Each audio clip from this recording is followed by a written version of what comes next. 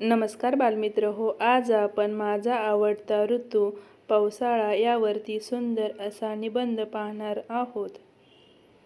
जीवनसृष्टी संपूर्णपणे पृथ्वीच्या हवामानावर अवलंबून आहे आणि पृथ्वीचा हवामान ऋतू चक्रावर आधारित आहे।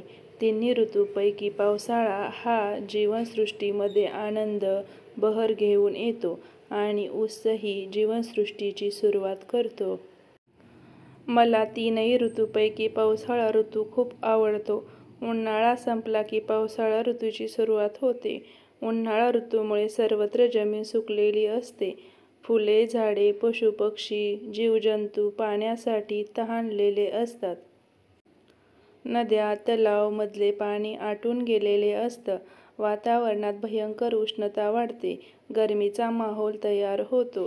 त्रासदायक वातावरण होते। अशा वेळी आकाशात काळ्या ढगांचा जमाव होतो आणि आकाशात वीज चमकते, गडगडाट होतो आणि अमृतरूपी पावसाचा सर्वत्र वर्षाव होतो। तापलेली जमीन पावसाच्या वर्षावाने शांत होते। मातीचा सुगंध सर्वत्र पसरतो। थंडगार मनाला भावणारे वातावरण तयार होते। तहानलेली फुले, झाडे, पशु, पक्षी, अवघी जीवनसृष्टी खुशाल होते। सुकलेली फुले, झाडे पुन्हा हिरवेगार होतात। फाटलेल्या नद्या, तलाव, धरणे पुन्हा पाण्याने भरतात। पावसामुळे निसर्गाचे सौंदर्य अगदी खुलून दिसते। हिरवागार डोंगर, वाहणारी सुंदर धबधबे, घाटातील निसर्गाचा हिरवेगारपणा, बागेतील सजलेली रंगीबेरंगी फुले, झाडे, फुलपाखरे, स्थलांतर आणि वातावरणातील गारवा अगदी मनाला प्रसन्न करून टाकतो।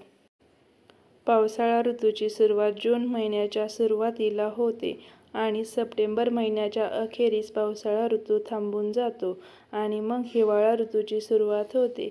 भारत देशाच्या वेगवेगळ्या राज्यात वेगवेगळ्या प्रमाणात पावसाचा वर्षाव होत असतो। दक्षिण भारतात सर्वात जास्त पावसाचा वर्षाव होतो।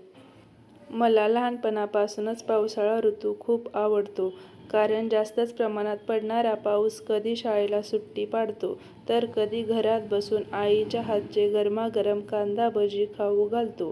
पावसाळा ऋतूमध्ये मन प्रसन्न होऊन जाते। सुकलेले मैदान हिरव्या गवताने भरून जातात। कोकणाचा रानमेवा पुन्हा रानावनात भेटू लागतो। आतुरतेने वाट पाहणारा शेतकरी निर्धास्त होतो। ट्रेकिंग, कॅम्पिंग करणाऱ्यांची चाहूल पुन्हा डोंगरगड किल्ले दिशेने वळू लागते। म्हणून मला पावसाळा ऋतू खूप आवडतो। धन्यवाद मित्र हो, असेच नवनवीन व्हिडिओ पाहण्यासाठी चॅनलला सबस्क्राईब करा।